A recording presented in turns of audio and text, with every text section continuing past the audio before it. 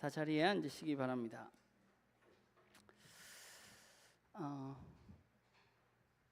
여러분이 기억하실지 모르겠지만 또 제 설교는 여러분이 잘 기억 못해도 이런 건 잘 기억할 수 있을 것 같아요.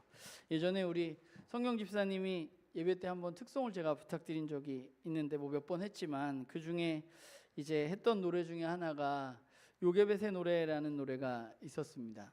그래서 모세의 어머니가 모세를 나일강에 떠내려가는 장면을 이제 생각하면서 만들어진 노래인데 그때 그 요게벳의 노래를 들으면서 좀 어머니의 마음, 뭔가 떠나보내는 어머니의 마음에 대해서 저 스스로 좀 생각하는 시간이 있었던 것 같아요.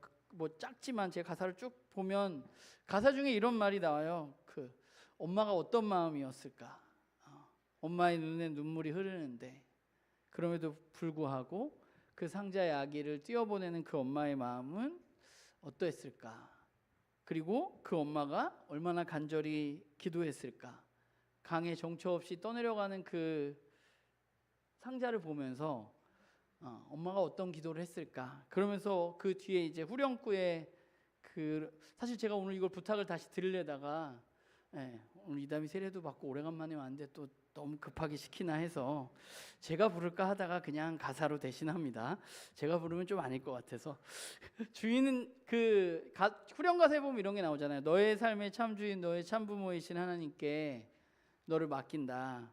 너의 삶의 주인이시고 너를 이끌어 가시는 그분께 너의 삶을 드린다 라는 가사가 나오는데 이 노래의 가사처럼 우리는 잘 알지 못하지만 그 모세를 그 상자에 떠내려 보내는 엄마의 마음은 어땠을까? 아이를 내 손에서 떠나보낸다는 게 사실 그렇게 쉬운 일은 아니잖아요. 어려운 일이잖아요. 그럼에도 불구하고 그 불안감에도 불구하고 그 가운데 진짜 주인이신 하나님을 찾고 또 그 하나님을 바라보고 그 하나님께 나의 악기를 맡기고 하는 노래가 바로 요게벳의 노래인데 제가 지난주에 세례를 준비하면서 현민 집사님하고 성경 집사님한테 숙제를 하나 내줬었는데 그 숙제가 뭐냐 하면 만약에 이다미를 떠나보내야 한다면 누군가에게 맡겨줘야 한다면 어떤 마음일까 또 어떤 이야기를 그분께 할 수 있을까 이런 편지를 하나 제가 써오라고 부탁을 했어요. 근데 거기를 보면 정말 A4 용지 2장을 아주 빼곡하게 꽉 채워서 우리 두 분이 편지를 쓰셨는데 그 편지를 제가 다 읽지는 않고 허락을 맡았으니까 그 편지 앞부분을 제가 읽어보겠습니다. 이다미는 엄마 뱃속에 있을 때부터 엄마 아빠 그리고 형의 사랑을 듬뿍 받고 태어난 저희의 사랑스러운 아이입니다. 세상에 나올 땐 엄마가 아플까 걱정돼 빨리 나왔고 건강하게 태어나 엄마 아빠 이완이가 웃을 수 있게 해준 저희에게 찾아온 행복입니다. 이다미의 이름은 이 세상을 담대히 살아가라는 뜻으로 엄마가 지었고 코는 아빠를, 눈과 입, 얼굴은 엄마를 닮았고 손가락과 발가락은 형처럼 길고 가늘며 속눈썹도 형처럼 길고 눈썹은 엄마를 닮아 숱이 없고 머리카락은 이제 100일이 지나면서 윗머리가 많이 빠져서 대머리처럼 보이지만 대머리는 아니랍니다.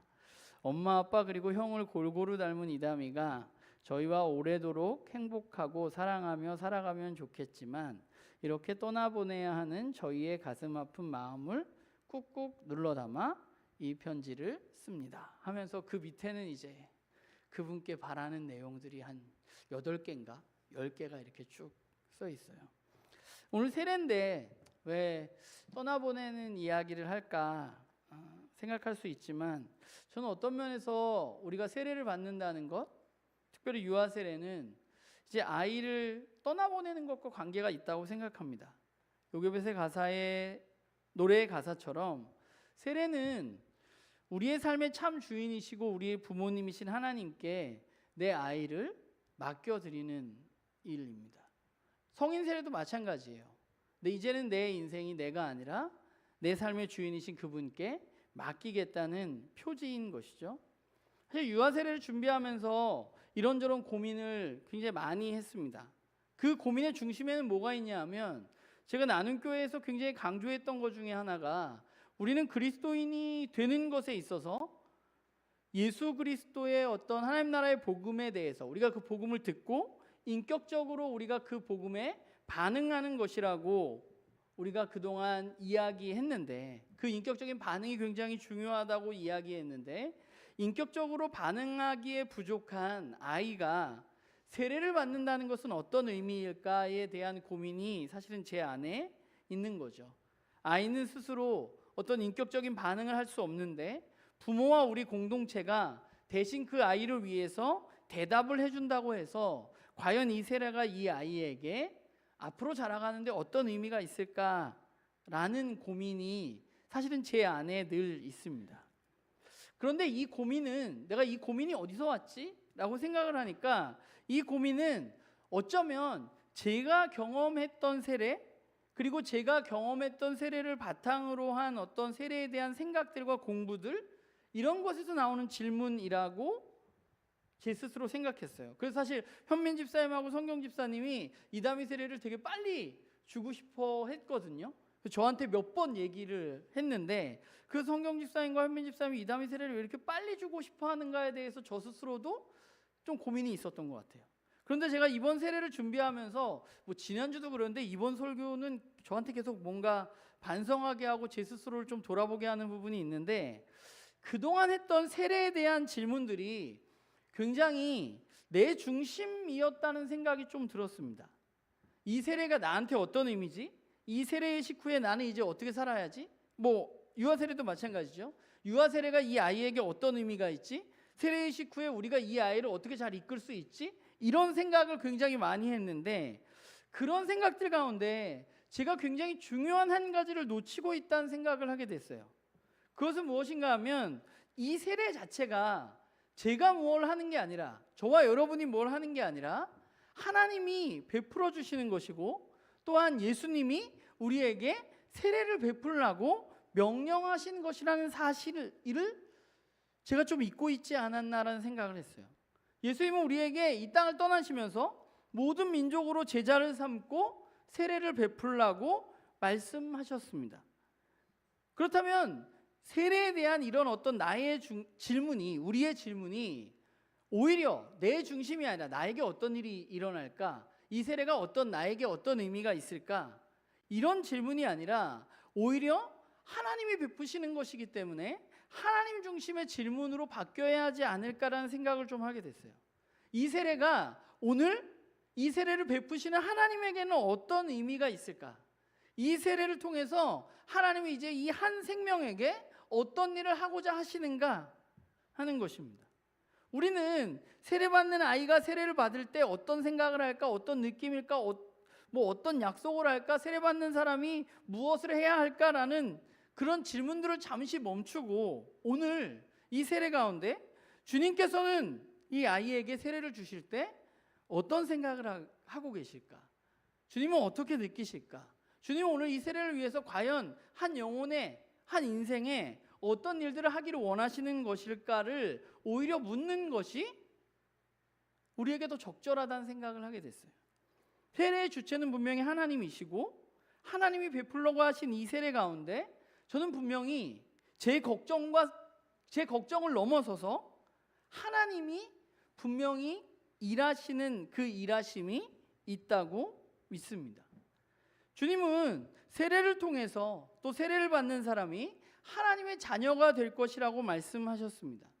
이제 오늘 이 세례를 통해서 이다미가, 우리는 하나님의 진짜 아들이 되었다는 것을 하나님은 우리에게 선포하고 계신 것이죠. 원래 이다미 하나님 거였지만 오늘 이 세례 예식을 통해서 하나님 우리에게, 또 그 부모님에게, 우리 공동체에게 이 아이가 하나님의 아이라는 사실, 하나님의 자녀라는 사실을 선포하고 계시다는 사실을 우리는 기억해야 하고, 또한 우리 공동체 내에 이 세례를 통해서 이제 하나님의 가족으로서 이 이다미가 들어오게 되었다는 것을 확인받는 자리라는 생각을 하게 됩니다. 그런 의미에서 보자면 유아 세례는 부모가 아이를 내가 하나님께 아이를 바칩니다 라는 그런 하나님께 어떤 바친다는 우리 주도적인 예식이 아니라, 오히려 하나님이 주인이시고 하나님이 이 아이를 나에게 데려오라, 나에게 데려오는 것을 두려워하지 말라라는 그 하나님의 말씀에 부모가 순종함으로 부모가 하나님 앞에 드린다기보다는 하나님께서 오히려 그 아이를 하나님의 자녀로, 하나님의 자식으로 취하시는 예식이 오히려 이 유아 세례가 아닌가라는 생각을 하게 되는 것 같아요.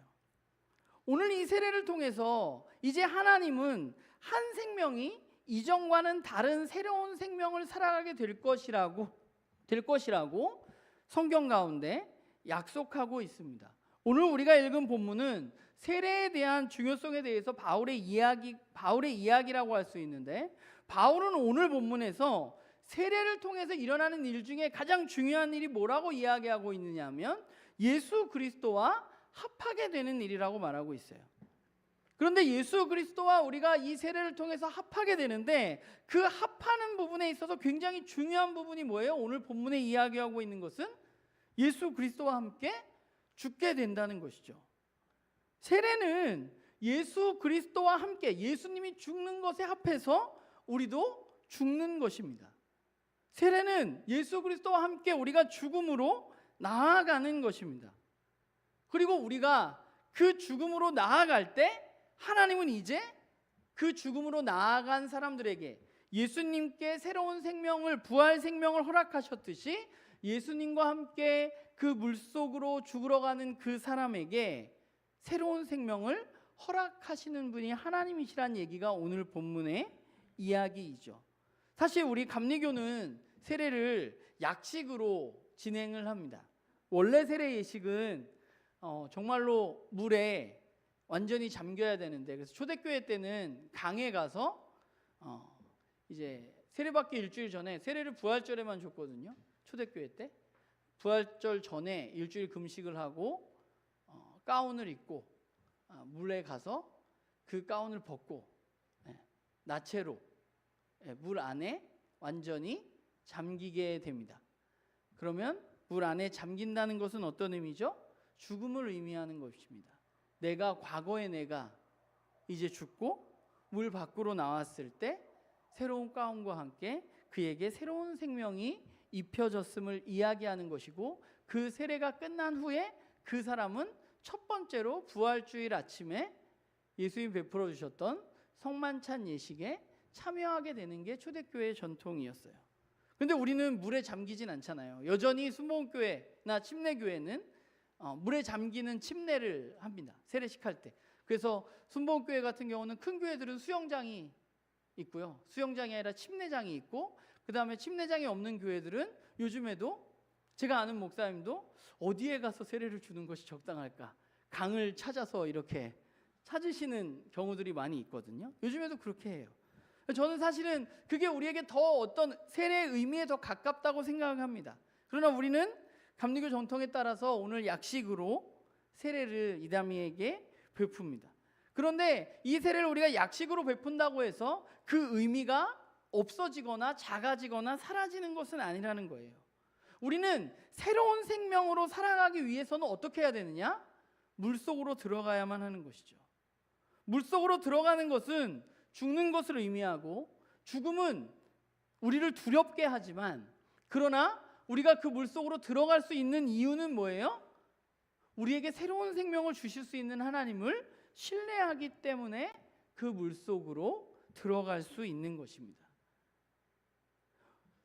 아이가 아니라 우리들도 마찬가지인 것 같아요. 세례라는 것은 결국 우리가 이제 내 삶의 주인이 내가 아니라 하나님이시라는 것을 인정하는 행위입니다. 내가 세례를 받을 때, 물로 들어갈 때 이제 과거의 나는 죽는 것이에요. 그러니까 나를 떠나보내는 것은 우리를 늘 불안하게 만듭니다. 왜 불안하게 만드냐 하면 그 내가 원래 나인 것 같고 그것이 나에게 더 좋다고 생각하기 때문에 그래요. 더 낫다고 생각하기 때문에. 그러나 우리가 그 물로 들어가서 세례를 받고 그리스도와 함께 죽으심에 함께 했을 때 하나님은 우리에게 새로운 생명을 베풀어 주시는 것이죠. 이제 부모로서 아이에게 세례를 베풀고 하나님 앞에 맡기는 것도 마찬가지입니다. 부모는 아이를 떠나보낼 때 늘 불안해합니다. 왜 불안해하는가요? 왜 불안해할까요? 부모가 아이를 떠나보내는 것이. 그 불안감의 중심에는 뭐가 있냐면 그 아이가 내 품에서 가장 안전하다고 생각하기 때문에 내 품을 떠나는 게 불안해 보이는 거거든요. 내 품에서 이 아이가 가장 잘 자랄 수 있고 가장 안전하다고 생각하기 때문에. 그런데 우리가 하나 생각해야 할 것은 우리의 진짜 부모가 되시는 분은 바로 하나님이시고 우리에게 진짜 내 품보다 더 평안하고 안전한 품은 어디 있냐? 바로 하나님의 품이라는 사실을 우리는 신뢰해야만 되는 것이죠. 내 생각과 내 뜻대로 되는 것이 더 안전하고 평안한 것이 아니라 내 생각대로 이 아이가 자라가는 것이 가장 안전하고 평안하고 좋은 게 아니라 하나님의 품 안에서 하나님의 뜻대로 이루어지는 것이 가장 안전하고 평안하다는 사실을 신뢰해야만 우리는 그 하나님께 나의 아이를 맡길 수 있는 것이죠. 그때 떠나보낼 수 있는 것입니다. 오늘 이제 이다미가 세례를 받게 되는데 이제 이다미는 우리 공동체의 한 가족으로 자라가게 됩니다. 아까도 얘기했지만 이다미는 아직 스스로 무언가를 결정할 수 없는 때입니다. 이제 갓 100일이 지났습니다. 오늘 세례를 통해서 그러나 알아들을 수는 없지만 세례의 주체이신 하나님께서 이다미를 보호하시고 또한 이다미에게 너는 내 사랑하는 아들이다, 내가 너를 너무 사랑한다 하고 말씀하시고 책임지실 것입니다. 그러나 하나님이 책임지시지만 우리가 가족으로서 해야 할 일들이 저는 있다고 생각해요. 부모에게 물론 책임이 있지만 부모뿐만 아니라 우리 모두에게도 동일한 책임이 주어지는 것 같아요. 우리가 해야 할 일은 이다미가 그리스도 안에서 하나님 안에서 자라가게 될 때 우리가 해야 할 가장 중요한 일은 바로 이제 새롭게 가족이 된 이 한 생명을 위해서 우리가 계속해서 기도하는 것입니다. 기도만큼 중요한 것은 저는 없다고 생각이 들어요. 우리가 이다미가 그리스도 안에서 잘 자라갈 수 있도록 하나님의 가족으로 잘 성장해 갈 수 있도록 그리스도인의 아름다운 모습으로 몸과 또 육체와 정신과 마음과 영혼이 모두 함께 잘 자라갈 수 있도록 저와 여러분은 기도해야만 합니다. 그리고 두 번째로 해야 할 일은 이다미가 자라가는 동안에 우리는 이 한 영혼을 위해서 이다미에게 주어진 새로운 정체성, 박현민, 송성경의 아들뿐만 아니라 그의 진짜 정체성, 하나님의 아들이라는 사실, 그분이 너의 삶의 주인이시고 너는 그분의 자녀라는 사실을 우리는 이다미에게 계속해서 알려주어야만 합니다. 그리고 알려주는 것뿐만 아니라 우리는 계속해서 이다미가 그것을 자라가면서 기억할 수 있도록 도와줘야 돼요. 하나님 너의 삶의 주인이야, 하나님이 진짜 너의 부모님이야 이야기해주고 보여주고 기억할 수 있도록 도와주어야만 합니다.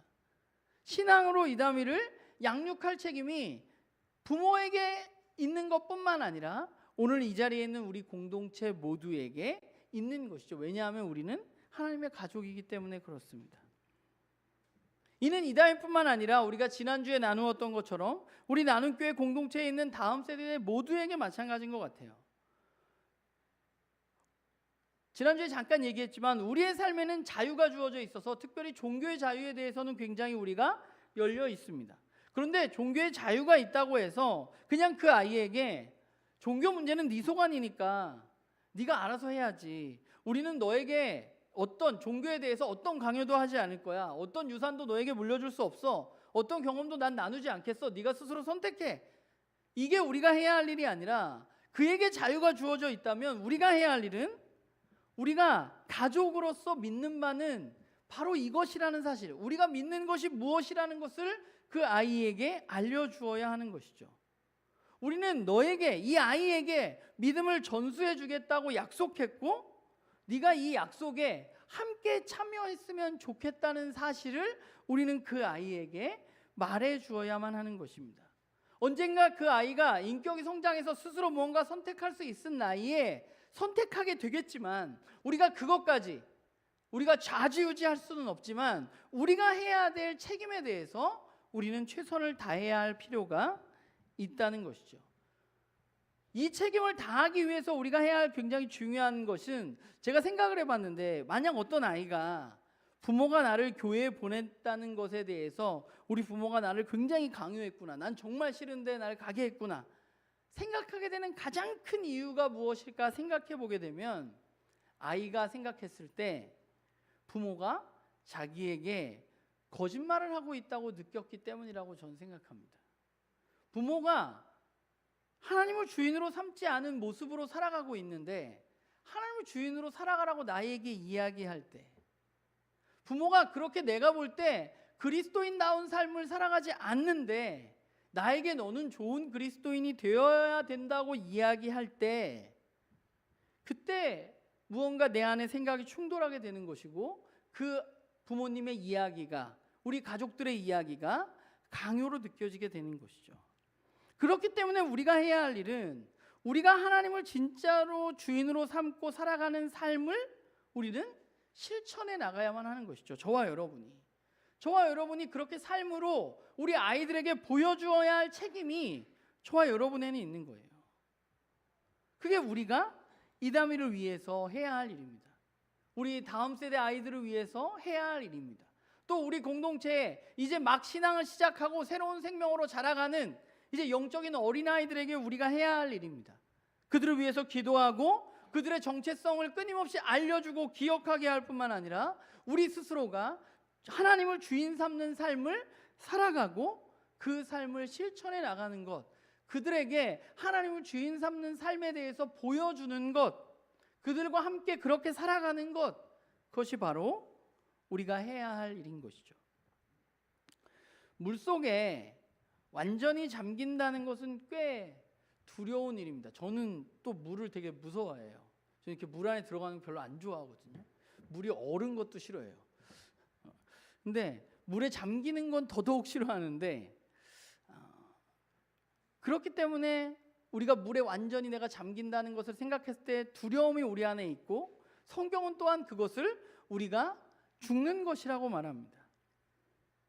물에 들어가는 것은 그렇기 때문에 우리에게 더욱 두려움일 수 있습니다. 그러나 우리가 이 물에 잠기게 될 때 우리에게 진짜 새로운 생명이 시작된다는 사실을 우리는 좀 함께 기억했으면 좋겠어요.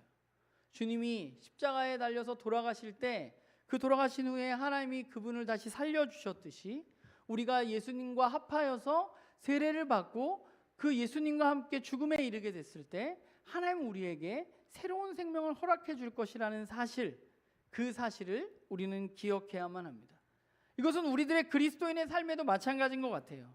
우리가 이 땅 가운데 그리스도인으로서 살아가게 된다면, 우리가 죽진 않겠지만 우리가 십자가의 짐을 짊어지고 그 길을 걸어가게 될 때, 손해보고 이렇게 살면 안 될 것 같은 이 세상 속에서 나를 만나게 될 때, 그때 우리가 기억해야 할 것은 이 세례를 기억해야만 하는 것이죠. 우리가 주님과 함께 물에 잠겼을 때, 그렇게 죽었을 때 하나님은 우리를 반드시 구해 주시고 우리에게 새로운 생명을 허락해 주실 것이라는 사실을 우리는 기억하고 그 주님과 함께 그 물로 들어가야만 하는 것입니다.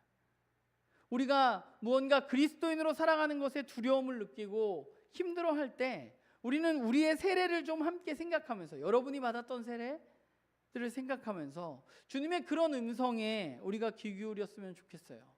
오늘 말씀의 제목이기도 하지만, 괜찮아, 네가 이 물로 들어오렴 하는 그 주님의 음성을 우리가 듣고 그 주님과 함께 그 물로 들어가서 그 주님과 함께 죽고 주님과 함께 살아가는 그런 우리 모두가 되기를